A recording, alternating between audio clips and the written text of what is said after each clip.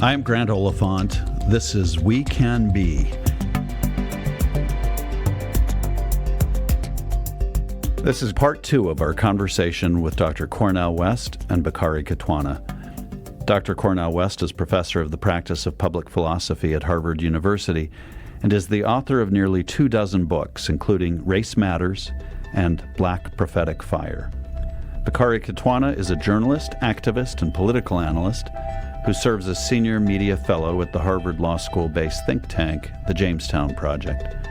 In part 1 of our conversation, we left off talking about the importance of empathy and asked whether justice for all in our society is possible without it. I want to come back to this conversation about justice and empathy because I think the twinning of those is really powerful. I think, Dr. West, you've said that maybe conservatives in our culture are guilty of not feeling empathy. So in the case of an Antoine Rose, not seeing themselves in his story or in his family's suffering.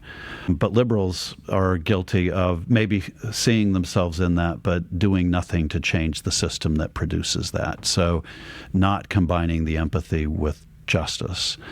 How do we convince people that we have to change the system without making them feel like they're going to lose everything that they have, because they'll fight it tooth and nail to the end of time? I think there's 2 basic responses to it, in my limited opinion. One is that you either appeal to the best of those who do have a disproportionate amount of power, because they have a conception of themselves, and they have some sensibility in terms of having either conscience or some moral sentiment. And there is a rich history of, for example, white brothers and sisters fighting, sacrificing against white supremacy. The challenge is they got a lot of cousins who are not, but you got to keep track of those. But if that doesn't work, then all you have is just clash of power, which means rebellion, chaos, the inability to generate any order, and everybody's scared. Now, that's what you had in any of these moments of riots and rebellions in the history of Pittsburgh, Detroit, Los Angeles, New York. There's a history of the country in regard to the labor movement. That's what the women had to do with suffrage. Just had to create chaos, demonstrations, fill the jails, because you figure that there's very little more sentiment on the other side. So once you then appeal to their self-interest, because nobody can function in the context of chaos. You see, at that point, even the ruling class got to say, we got a problem. We can't function. We can't get to work. We can't generate our way of life. We got to respond. We got to make concessions. And that's always an element, but if that's the only element, that's another sign of the spiritual emptiness of a culture.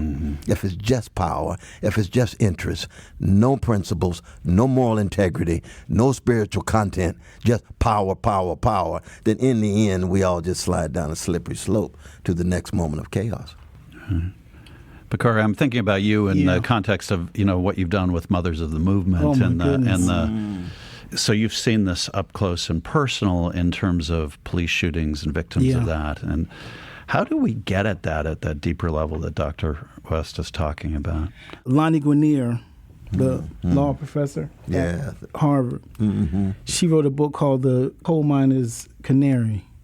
Basically the idea is that what's happening to black folks in America can happen to you, right?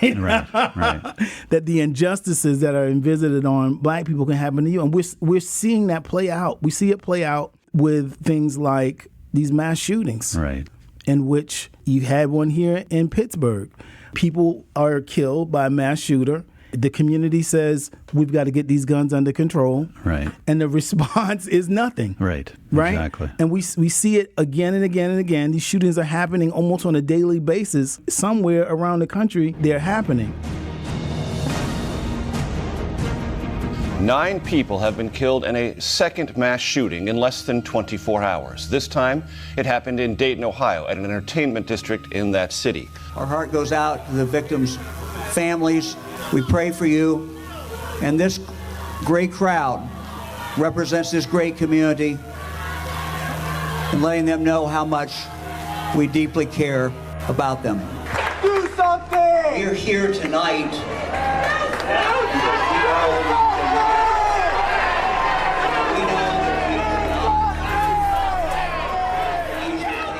You had the school shooting of the children. What was the Parkland in Florida? No, before that. Oh, Sandy Hook.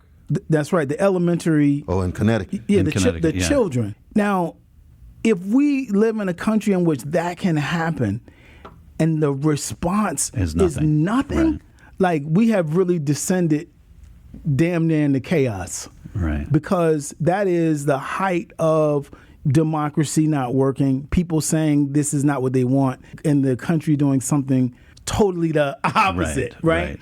That's what black folk feel. Yeah. When you have people killed and you say we need to change certain things to make this work, and the response is nothing. We live that. So I feel like people should be able to identify with that reality on that one issue alone, because that's what it is. It's a loss of life, and we could prevent it. As a nation, we could prevent it, but nothing is being done about it. And then to me, when we can deal with that, we can see a way to deal with the other issues. Yeah, I don't think reparations for something that happened 150 years ago for whom none of us currently living are responsible is a good idea. We've, tried to deal with our original sin of slavery by fighting a civil war, by passing landmark civil rights legislation. We've elected an African-American president. I think no one currently alive was responsible for that.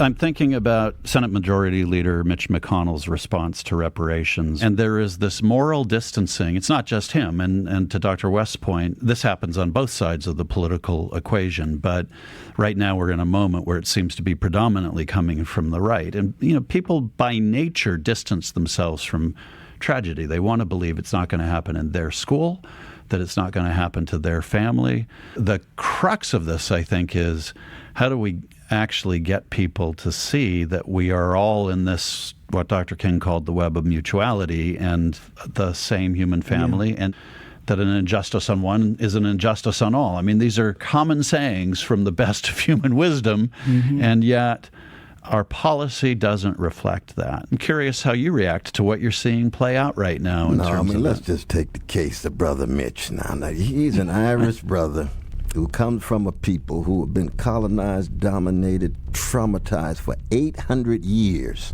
by British ruling class. And he comes to Jim Crow, Alabama. That's where he's born. He grew up in Jim Crow, Georgia, and then moved to Jim Crow, Connecticut. So you got terrorism right there on the other side of town. He's coming from a people who've been terrorized. Right? But he gets here, and his whiteness gives him some distance from certain kind of terrorism against black people. And he begins his career in the center. He's a moderate and drifts to the right. That's called opportunism, cowardice, obsession with power, status, wealth. Now, you can have great money and still be sensitive. You can have big power and still be sensitive, but you got to work hard at it. So Brother Mitch is an example of the country becoming more callous, becoming more indifferent to vulnerable people, even though he comes from a vulnerable people. And at this point now, he's uncritical supporter of Donald Trump, who he himself said was in some ways gangster-like. And of course, we've seen that with Cruz and a host of others. They've all called him very ugly names, and now they are marching toe-to-toe to his tune. Well, what is that? That's opportunism. Now, that's inside of all of us. We all have the capacity to downplay our principles and just become opportunistic, callous, indifferent, because we're only concerned about ourselves and our own interests. And so the question becomes, what counterexamples do we have? Like the words that you talked about of a king or golden rule or whatever. How do you produce examples and witnesses of people who are countervailing forces against the opportunism, the greed, the obsession with power, the addiction to narrow conceptions of success? And every generation has to do that. And the younger generation is doing it. The younger generation has some wonderful, wonderful freedom fighters and truth lovers. They really do. And I wish they were on TV more often than they actually are. Bakari? Oh, my goodness. I'm at a loss for words at this point. But let me frame it around a couple of more specific examples that maybe help us get at this at a deeper level. I'm thinking, Dr. West, your mother was a beloved school teacher. Oh, still is. Still is. Okay. 87 years young. Oh, my God. Yes, absolutely. May she continue. That's fabulous. And you've been involved in the Stop Mass Incarceration movement. We've been doing a lot of work on the school-to-prison pipeline at this foundation. Wonderful. And you look at the statistics, black students make up 15% of the student body, but 31% of those arrested on school grounds. They're disciplined at significantly higher rates. We did a study here in Pittsburgh that demonstrated that in some cases, black students are disciplined at 7 times the rate of white students. And of course, that brings them into contact with the criminal justice system earlier. This notion of a pipeline is real, and it's played out by the facts on the ground. But then, the Secretary of Education, Betsy DeVos, who's rescinded guidance created by the Obama administration to ensure that students of color aren't disciplined at those higher rates and that they're treated equitably and fairly. How do we make progress on these issues when the people who hold the reins of power fundamentally don't believe there is a problem, or worse, may cynically want to abuse it? I mean, one is you just have to have leaders. Leadership matters. You have to have leaders to make it a priority, to say everybody agrees in Washington that military issues are issues of national security. That's why that particular structure of America is socialistic. We don't outsource that. We don't commodify and marketize that. Right. That's governmental control, because that's crucial. Right. Right? Now, what if our precious children of all colors, but especially the poor and working children, were treated exactly the same way as the military-industrial complex? Major priority. National security. If they don't have quality education, quality life, including protection, then the country is going to go under. Just like we don't have the bombs in place, we're going to go under. Well, that's Martin King, right? Right. Revolution and priorities. And if we are to get on the right side of the world revolution, we as a nation must undergo a radical revolution of values. We must rapidly begin to shift from a thing-oriented society to a person-oriented society, when machines and computers, profit motives, and property rights are considered more important than people. The giant triplets of racism, militarism, and economic exploitation are incapable of being conquered. Now, what would it take to have that kind of revolution priorities? Major moral and spiritual and political awakening among the populace, examples of leaders who are willing to cut against the status quo and the entrenched interests that make it difficult for that change in priority of values to be set in place. In a way, it's just a fundamental question of how deeply do we really love our kids anyway? Right. What about their teachers? We talk about we love teachers. Well, not really. How come we pay them so little as opposed to the private sector, financial sector, where they get paid? Isn't that the measure of dominant value in America? So it's clear that we really don't care concretely as much as we say we do. Right. So we end up being hypocritical. So we have to point that out, and we have to say, but look at those teachers who are still fighting. Right. Look at those kids who are still fighting. Look at those few politicians and leaders who are still fighting. Look at those foundations that are trying to cut against the grain and still fighting. Keep focus on them as well. If we're placing some hope in the hands of the young people who are coming up today, I'm thinking about a 2018 study that found that black students who mentioned their activism on their college applications are more likely to be weeded out than white students who mention their activism. I didn't realize that. Is that right? What do you say to activists about the repercussions they may face and why it's worth facing them anyway? It depends on what type of person you want to be. To fight for justice can never be out of style. At some point, this inequality and this kind of worship of money and wealth, it's not sustainable. It's not sustainable for these upper tier institutions to cost $60,000, $70,000, $75,000 a year. We're getting to in some cases. People don't make that.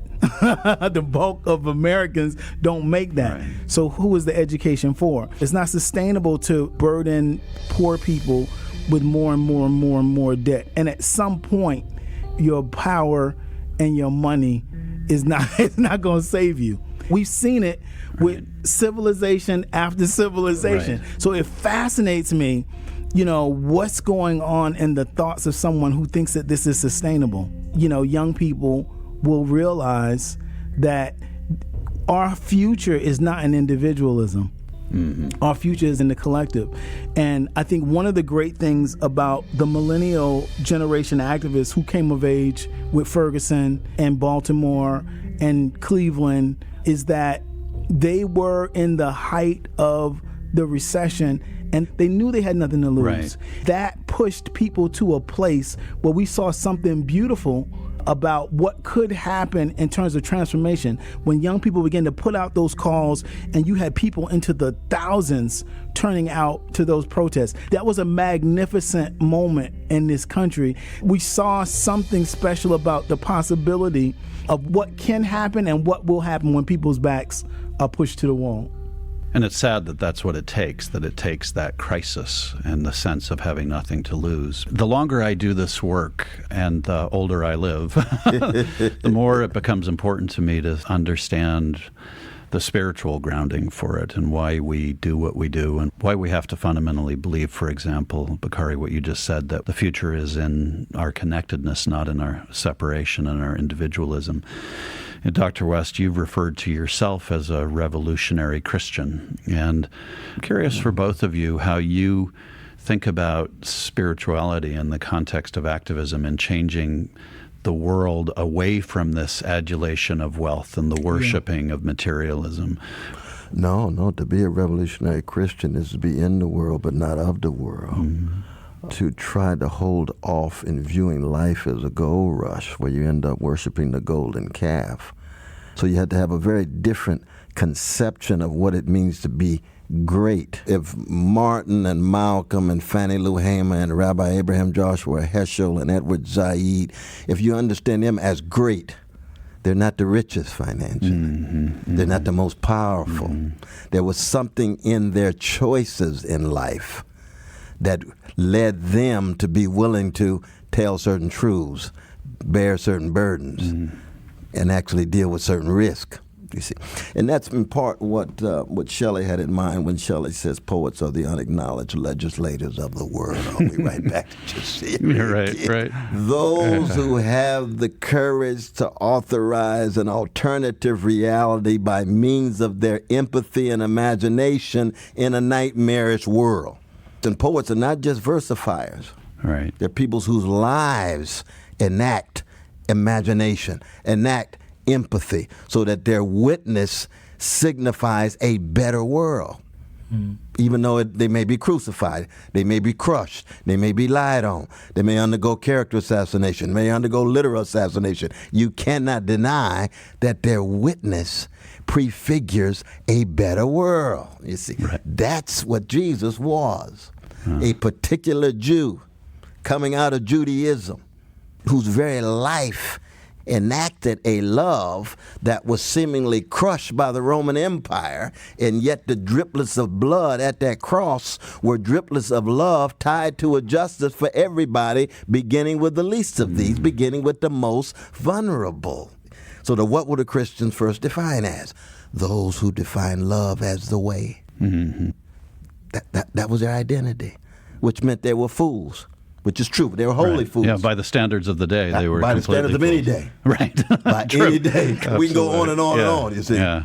And I don't believe Christians have a monopoly on this. And this is so much part of the Christian narrative that has gotten lost in this country. That's why you'll never see in a church a picture of Jesus in the temple running the money changers out. Right. Never. Right. Because that Jesus is too threatening. Very inconvenient Jesus. You want a nice little calm, serene Jesus. And usually in a white supremacist society, that Jesus looked like Michelangelo's uncle. Right. Rather than the Jewish brother that he was, a swarthy complexion in the Middle East, you see. Yeah. So in that way, you say, oh, our churches, we appreciate your effort, churches, but we know that you're founded on the body of Peter. Well, what did Peter do? He denied Jesus 3 times. That's the basis of the church, so you don't have high expectations. That's brilliant. Bakari, I don't know how you follow that, but I'm going to ask you to. Life is struggle. You have your ups and you have your downs. And when you have your downs, what carries you through? Life is an ongoing understanding that death is coming. Yeah. When you grapple with that, you're grappling with a certain degree of spirituality. For young people, particularly who are activists, I think one of the most important things that they understand is that they're fighting not just for themselves, they're fighting for the future of humanity. They're fighting for their children, they're fighting for their children's children, and nobody has the power over that. Doesn't matter how much money you got. We need to have a vision that allows for us to speak to generations that are coming after us, a vision for what can be, even if we can't create it in our lifetime. And one of the great joys of the work that I get to do is getting to meet folks like you who are doing amazing work to change the world. And I'm just, on a personal level, I'm really grateful because this hour has been incredibly uplifting for me. It's been a joy to be in dialogue with you, brother. The name of this program is We Can Be, and it's an incomplete sentence. So I'm going to end by asking you to complete the sentence. We can be what? More courageous, more critical, more compassionate, and more sacrificial. So easy. We can be free. Awesome. Oh, I like that. Yeah. I like that. Yeah. Sacrificial and free are two I've never heard before, so thank you. Oh, yeah, you two you never heard before. Thank you. Will not go better with Coke. The revolution will not fight germs that may cause bad breath. The revolution will put you in the driver's seat. The revolution will not be televised, will not be televised, will not be televised, will not be televised. We've touched on so many ideas in this interview that it's difficult to pick any favorites. But some key takeaways for me would have to include the idea that Bakari Kitwana put on the table, that fighting for justice will never go out of style. His words are a reminder, as this entire interview is, that the times we're operating in may feel singular, but the fight for justice is timeless, as long as there is oppression in the world.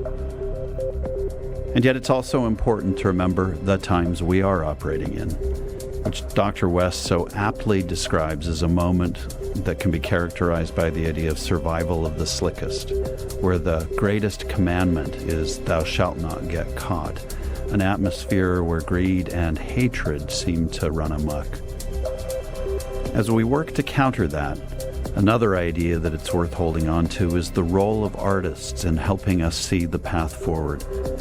As Dr. West said, artists have always said that you cannot live by bread alone. To be great is to love deeper, sacrifice more, tell the truth at a risk. That's the history of the species at its best. Those words should speak to all of us, not just artists, about how we can rise in our own lives and in our own communities to counter the moment that we find ourselves in. And finally, I love that Dr. West quotes Shelley when he says that poets are the unacknowledged policy legislators of the world, and talks about how they can prefigure a better world. We need those visions of hope for a more just world now as much as at any time in our nation's history, at any time, in fact, in our world's history. We need to, as Dr. West said, create the good chaos of activism, of standing up for equality, and of demanding justice, not just for ourselves, but for everyone with whom we share this community, this country, and this planet. It is through this good chaos that we will truly experience the communal joy that this world has to offer.